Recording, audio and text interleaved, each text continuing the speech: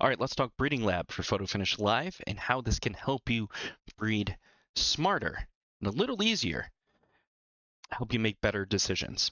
All right, so we're going to start by putting in the name of the horse we want to breed. This will be Lockhart. It's going to load. You're going to get some high-level information here. Gender, age, retired, grade, some performance information, as well as the stable. You can view the horse in Photo Finish by clicking on View. Then I went down to this recommended studs page, and I put in the max fee that I'm willing to pay for a breed for this horse. So I put in 4,000 Derby. And what this is going to do is then going to process not just the 4,000 Derby, but there are some other additional filters and logic kind of going on in the background. This is why this will take a minute. It's not just going to list all the studs for you. So what this looks at is it looks at the mare's average fleet figure, looks at the mare's grade, and it looks at the mare's start, speed, stamina, finish. And it's going to only return horses that match all of those or higher. So average fleet figure, same or higher. Average overall grade, same or higher. Start, speed, finish, stamina, it's going to be the same or higher. Heart and temper could be a little lower.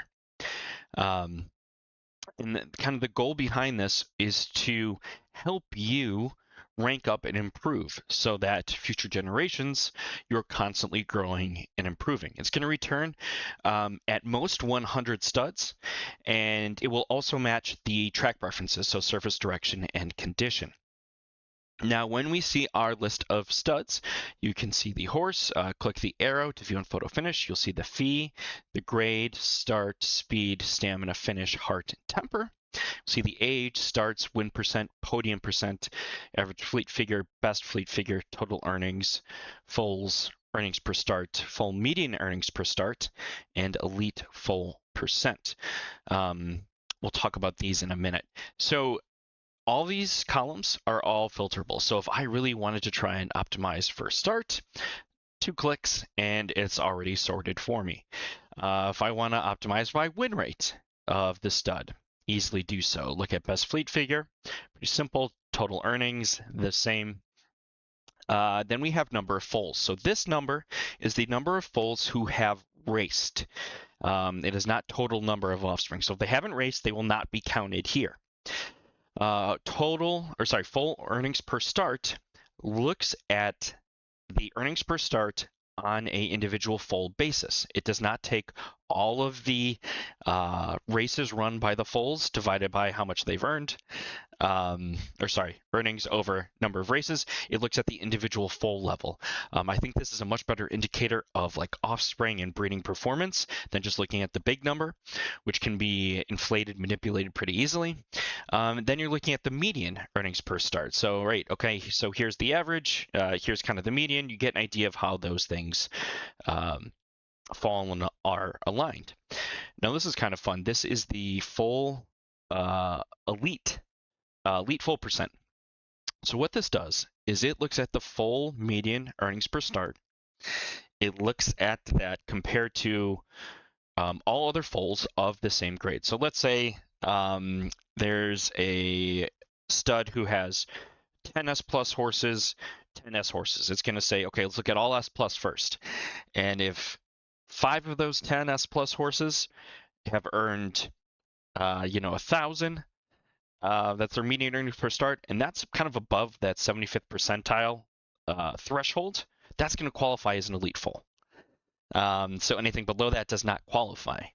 So this is a way of looking at, okay, how consistently does a stud breed well? So kind of interesting number. It's not a end-all be-all. Just because it hasn't done it yet doesn't mean it can't or it won't. But again, depending on what you want to breed for, if you want to breed for grade, if you want to breed for certain attributes, if you want to breed based off of, the win rate of the stud, you have a lot of different strategies that you can use that best fits your stable here, while not having to worry or think about potential drops in attribute, subgrade, quality, or general, fleet figure drop-offs quality. So for this, I'm going to go ahead. I see, wow, righteous tarnished 80 foals, high elite foal percent. I'm going to click use. So what's going to happen now is the ID of that stud is now going to populate up here automatically. And now it is going to say fetching mare and stud. You don't have to do anything. You don't have to click anything else. It's going to automatically load. There's, again, a lot of logic loading here. This may take a minute or two to populate, so be patient with it. Understand that, breeding can be expensive. A few minutes here can save you a lot of time, potentially even money, future on down the track. So we're going to take a minute. We're going to let this load.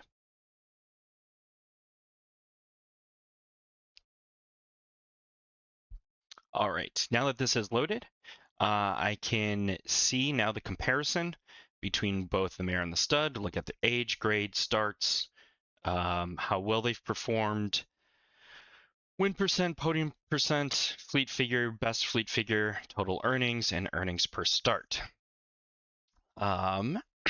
Now, right below here, I'm going to see predicted foal subgrades based on the average of the mare and stud subgrades. So this is a guess. It's basically the average, right? If you were to average these two, you're going to get SS plus S.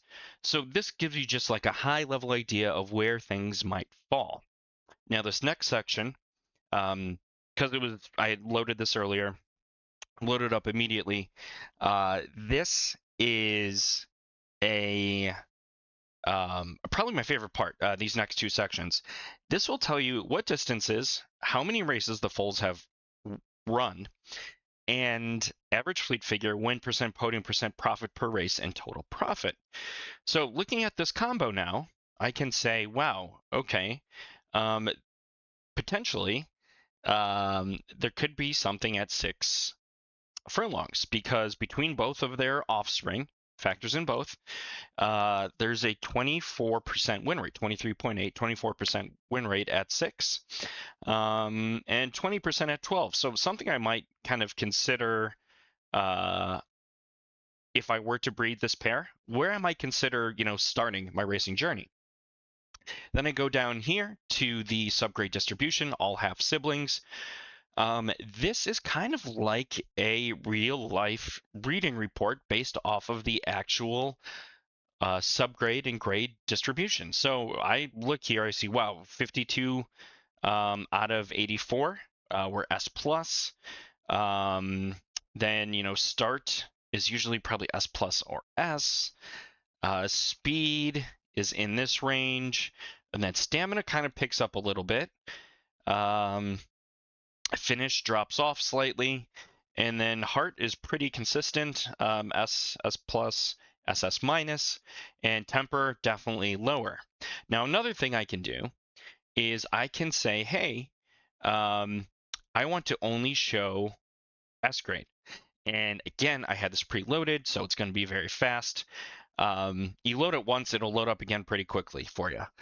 And I get a better idea of, okay, well, if there's a big split between the overall grades, this filter's really, really nice. Look at this now, I say, wow, okay, definitely sprint, and then kind of falls off here, and then picks up a little bit at the end. And if I look down here, all of these numbers have changed within the heat map. I see S plus S. This is a little bit more even here in the start, but pretty consistent almost all the way down. Speed, looking at S plus or S. Stamina picks up a little bit. And so while this won't be perfect, obviously, because it's not the exact same horses that were bred, it's a barometer, right? So this will give you a general idea of how the horses have bred, how the horses have performed. It's a starting point. Now, if there are full siblings between this breeding pair, just simply click this toggle. You'll be able to see that and get an exact idea of how those horses have performed. So if you know you have a horse that has a full sibling, put in the parents up top here, come down and click full siblings. And that's going to give you a great idea of both performance as well as how those subgrades might have played out. All right. So that pretty much sums up how to use the breeding lab. Again, you get a nice comparison. You get an average of the parents. You can see how offspring have performed, as well as offspring subgrades. And you have a stud finder that is meant to help you breed up and improve your stable over time. Again, if it takes a few minutes in the initial loading for any of these, give it some time. Definitely worth it because the data and the insights you get here are absolutely incredible.